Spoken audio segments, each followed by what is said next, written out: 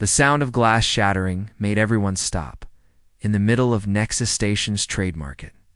An alien slammed his large, clawed hand onto a medical supply stall. Vials rolled onto the floor, breaking into pieces. Bright-colored liquids spilled, forming small glowing puddles. A silence followed. Even the music from the food stalls stopped. He was tall, nearly 7.5 feet. His thick, armor-like skin was deep gray. Sharp teeth stuck out of his lower jaw. His name was Korvac, and everyone in this part of the station knew him. He was a Zarek combatant, a champion, a killer, problem. But right now, he wasn't in an arena. He stood in front of a small woman with a white coat and soft brown eyes. Her name was Ha-Yun. She didn't flinch. Not even when Korvac leaned over the counter and growled, "Protection fee. Half your profit. Every week." Ha-Yun didn't raise her voice. "I already pay my trade license. I've legal protection." Korvac's smile showed yellow teeth. "Legal, on this side of the station. Law does not apply here. It's only fear." Behind him, 3 more Zarok soldiers waited. Their red battle tattoos showed their ranks. They looked bored, like this was just another task. Ha-Yun kept her hands. Still, inside, she was shaking, but she didn't show it. "I'm a healer," she said. "I treat your people." Korvac grabbed a nearby scanner device and crushed it in his fist. "Not if your stall is destroyed." Around them, the crowd stayed quiet. Alien merchants, traders, and even guards watched but didn't move. Everyone had seen what happened to people who crossed the Zurak. No one wanted to be next. Ha-Yun tried to think fast. If she paid him once, he'd return again and again. If she reached for a container near her, slowly daring her to stop him. Then a voice broke the silence. "Sorry, am I late for lunch?"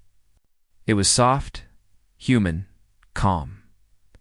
Everyone turned. A man stood at the edge of the stall.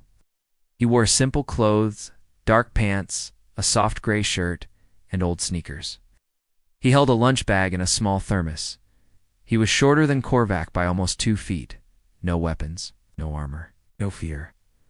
Huin's eyes widened. "Jiho." "Don't." The man smiled at her. "I brought your favorite, spiced noodles, seaweed soup, and those little pickled roots you like."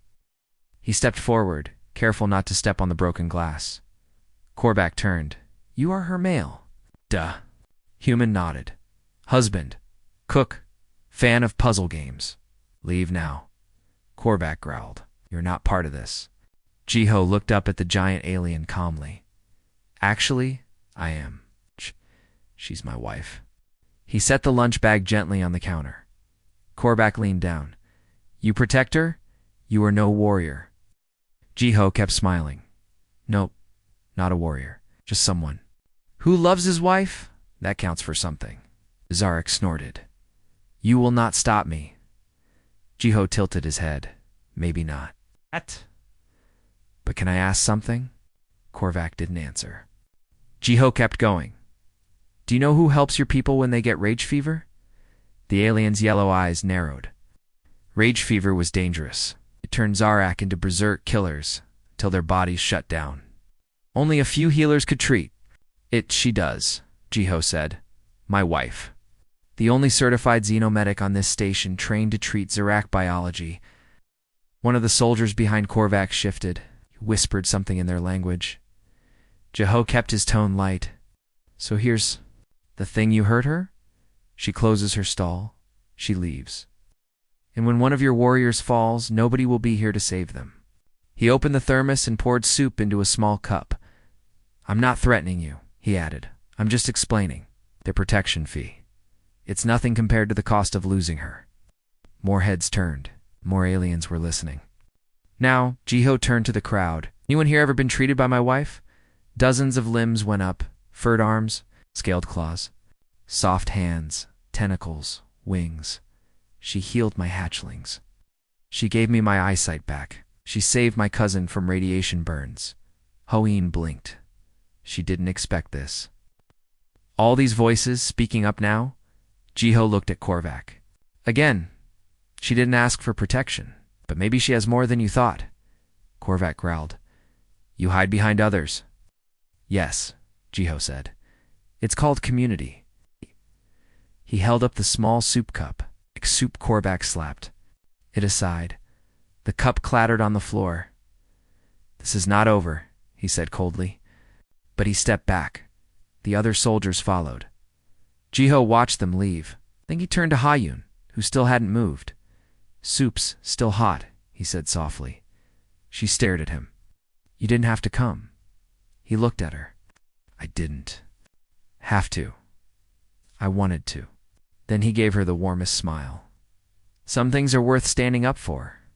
And in that quiet moment, as the crowd slowly returned to normal, Hoyun realized something. Her husband didn't fight with strength. He fought with love, logic, and the quiet power of knowing when to speak. Korvac was angry. He stormed through the dark halls of Nexus Station, claws clicking against the floor. His warriors followed behind him, silent but alert. His pride was wounded. He'd walked away from a fight, human a soft small man had. Embarrassed him in front of everyone. Korvac wasn't just any fighter. He was a Zarg combatant. He had crushed bones with his bare hands.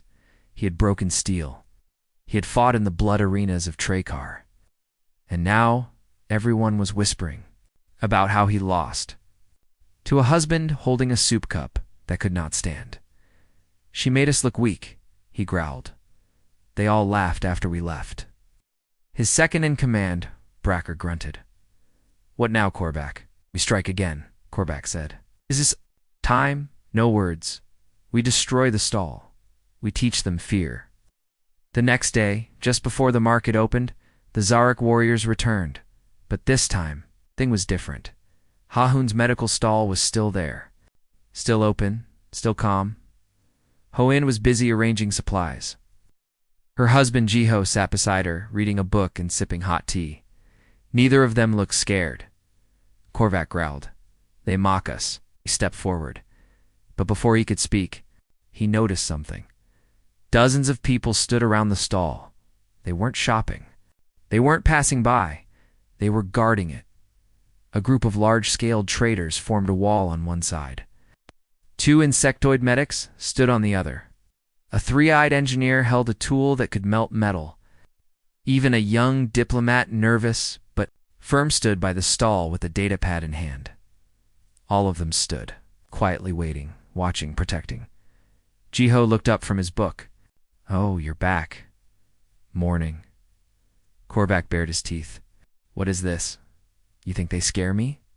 Jiho shook his head. No, I think you don't understand what fear is. He stood and stepped forward. Fear isn't about size, or claws, or armor. It's about losing what matters most. Korvac laughed. I matter more than all of them. Jiho smiled sadly. That's why you'll lose. Hayun stepped out from behind the stall, holding a small medical device. She spoke, calmly, but her voice carried power. Last week, I treated your cousin. You brought him in? Do you remember? Korvac's expression changed. He was sick. Rage, fever, she said. Stage 2. If you had arrived an hour later, he would have died. Korvac's jaw tightened. I saved him, Hayun continued. But only because my stall was open, because I was here. She pointed at the crowd. These people, they don't stand here because I asked them to. They're here because they know what I do matters. Bracker shifted beside Korvac. She speaks truth. Korvac turned sharply. You doubt me? What? Doubt the reason for this? Bracker replied quietly. We are warriors, not bullies. Jiho stepped beside his wife. He wanted to rule with fear, but fear doesn't last. Respect does. Korvac looked around. So many eyes. So many species. All standing as one stall. One woman. One quiet human. And an entire market that now refused to be afraid. Kor. Bach opened his mouth to roar but stopped. Not because he was scared, because for the first time, realized something. He wasn't in control anymore. Jiho said gently, you can walk away. Or you can fight all of them. But even if you win the fight, you'll lose everything else. Korvac stared at him. How did you do this? He asked. Jiho's voice was soft. I didn't do anything. Just reminded people what she already gave them. There was a long silence. Then slowly, Korvac stepped back. Bracker followed, then the other Zurak. No words. No threats, just quiet retreat. As they disappeared into the crowd, the guards around the stall finally relaxed. The tension broke like a wave. Ha-Yun let out a slow breath. Jiho placed his hand in hers. "You okay?" he asked. She nodded. "Yes. But I think we need stronger shelves." Jiho chuckled. "And maybe a bigger lunch bag." Around them, people returned to shopping. Laughter returned. The market came alive again, but word spread quickly through Nexus Station. The healer had stood, her ground, and her husband quiet, kind. And Comhad reminded the entire station of something powerful. It wasn't strength that protected them. It was love, community, and courage that didn't shout, stood firm. And in the end, that was stronger than any claws, teeth, or threats.